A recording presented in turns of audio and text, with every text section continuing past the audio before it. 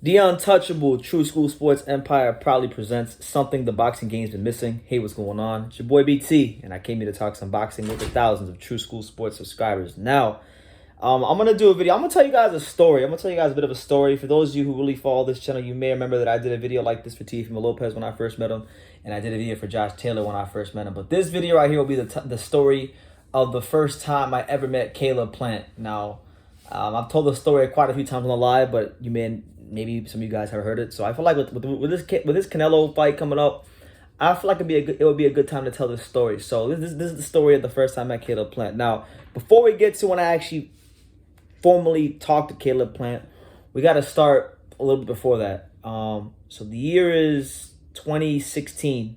It's June of 2016.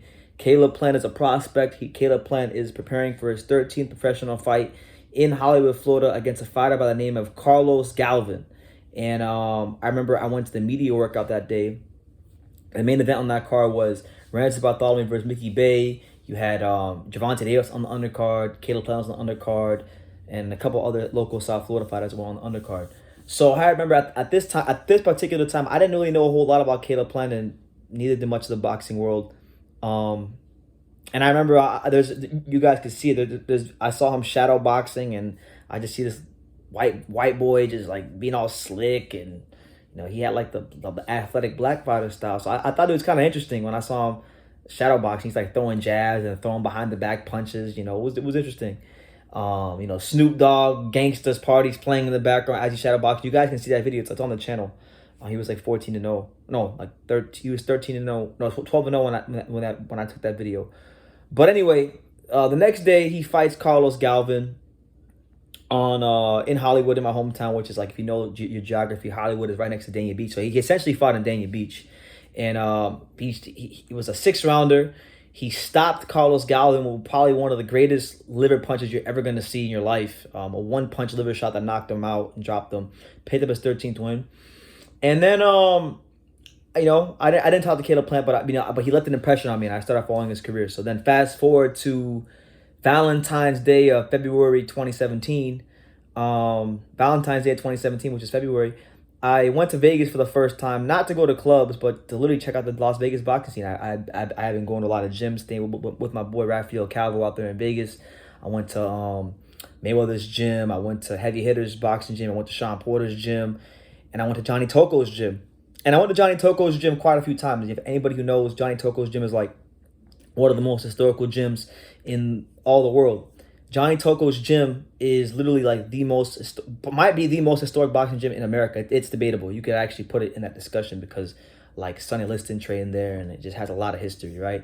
So I like this gym because when you go to this gym, it's like the entrance is in the back alley, and it's like right next to like a mechanic automotive place. So when you walk into the gym, you feel like you're about to get into a fight before you walk into Johnny Toko's gym, and it's real small. There's no AC. It's just like an old school gym. So I went there a couple of times. I got real cool with one of the coaches there, but a guy by the name of Luis Manda, who I still talk to this very day on Facebook. He's from Homestead too, which is ironic. I live in Homestead now. But anyway, like the third or fourth time I went there, I go to the gym and I'm talking to Luis, and Luis says, "Hey, Caleb Plant's gonna be sparring today." So I said, "Okay, cool." And I remember I'd seen Caleb Plant fight, so I was excited to watch him spar and see what he's like in person. I'll tell you this, man. For those of you guys who think that Caleb Plant has no punching power, you're gravely mistaken. I was there on the ropes, watching him.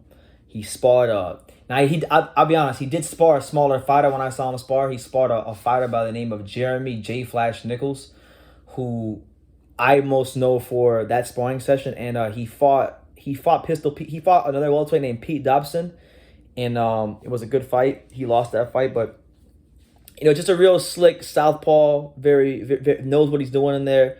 Solid pro. Caleb Plant was extremely offensive in the sparring session, showing great offensive skills. 4-punch combinations, 3-punch combinations, 5-punch combinations, quadruple jabs, triple jabs, just everything you could think of under the sun. And he looked really good. I think he actually wound up dropping Jeremy J. Flash Nichols in sparring. But anyway, we look good in sparring. I watched about 4 rounds, and then I went to there's multiple rooms in Johnny Toko, so I went to another room to watch another amateur spar.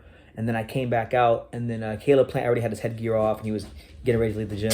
So as he's taking all this stuff, he actually recognized me. Caleb Plant had recognized me because I guess I had made a video about him and I tagged him in it on Facebook, and he came right up to me.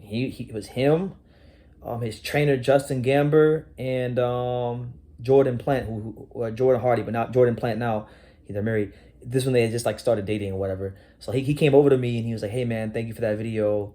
And I just told him thank you. I think you're a good fighter, and it wasn't anything too deep. I was supposed to interview him that day, but then he wound up. I think it was Valentine's Day, so he wound up leaving the gym early, understandably. But it was pretty cool. Like his coach came up to me, Justin Gamber, his coach came up to me and he looked at me and he said, "I thought you were taller." And then that was about it. But yeah, no, Caleb Plant, it wasn't a big interaction, but I thought it was pretty cool that he came over and said that to me. Really showed me a lot about his character and stuff. And that sparring session, like, I'll tell you this, man, I've been around a lot of fighters.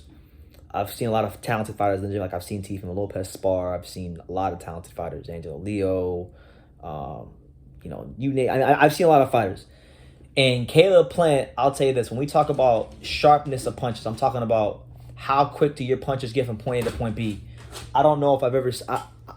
If there is people that I've seen spar in person who are sharper than Caleb Plant, it's very few and far between.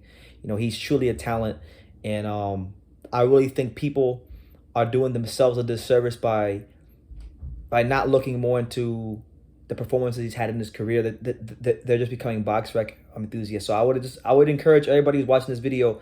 You don't gotta be in awe of his resume or anything like that. But boxing resumes don't win fights. It's about the skills, and I've seen those skills in person. And I know for a fact that come win, lose, or draw against Canelo, it will be his toughest fight at 168. I'm that sure of that fight. So that's my story of the first time I met Caleb Plant. I just wanted to tell it. He was very confident, very focused, and he had a certain mental focus that you don't really see in a lot of fighters. So yeah. Let me know what you guys think. Give me your comments down below. Take the time to subscribe. And like I say in every single one of these videos, you can love me or you can hate me, but I'm just giving dang it. So until next time, take care, guys.